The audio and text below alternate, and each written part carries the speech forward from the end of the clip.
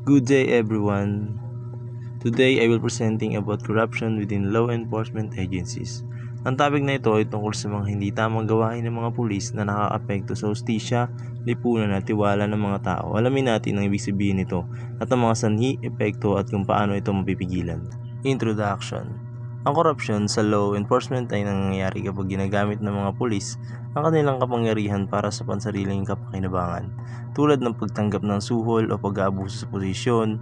Dahil dito umihina ang hustisya at nababawasan ng tiwala ng mga tao sa kapulisan.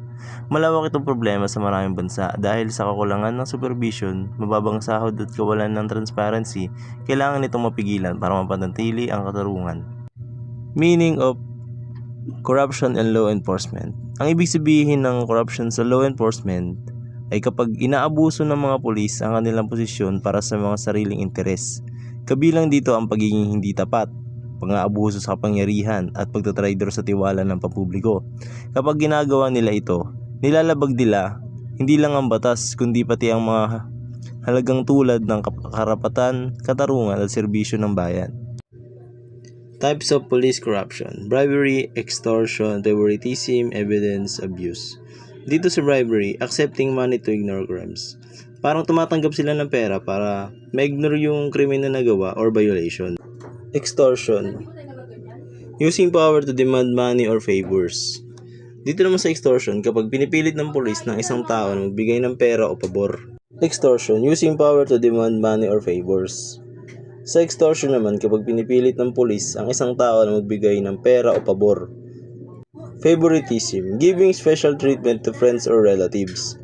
Favoritism naman ay kapag nagbibigay ng espesyal na trato sa kaibigan o kamag-anak. Evidence, alternating or hiding evidence or personal benefit. Evidence preparing naman ay nagbabago pagtatago ng ebidensya para protektahan ng isang tao.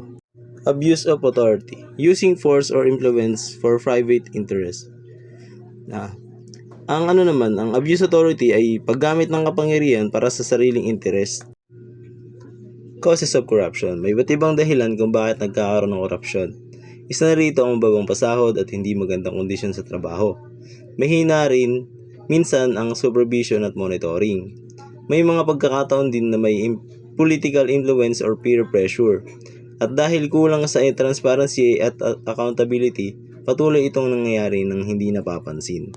Effects of corruption: loss of public trust in law enforcement, increase in crime and injustice, violation of human rights, weakening of the rule of law, damage to the reputation of the justice system. Ayan ang mga effect ng corruption dito sa atin. Ways to prevent and control corruption: strict internal monitoring and background checks, training on ethics and integrity, encouraging whistleblowing and witness protection, independent anti-corruption bodies, and last, community policing to promote transparency. Ayan, dyan natin ma-prevent and control yung corruptions. Conclusion: corruption in law enforcement is serious threat or justice and democracy. Integrity, accountability, and transparency must be strengthened. The fight against corruption requires the collective effort from the government, police, and citizens. Kumbaga dito, kailangan magtulungan ng government, police, at ang mamamayan para maging maayos ang bansa o isang pamayanan.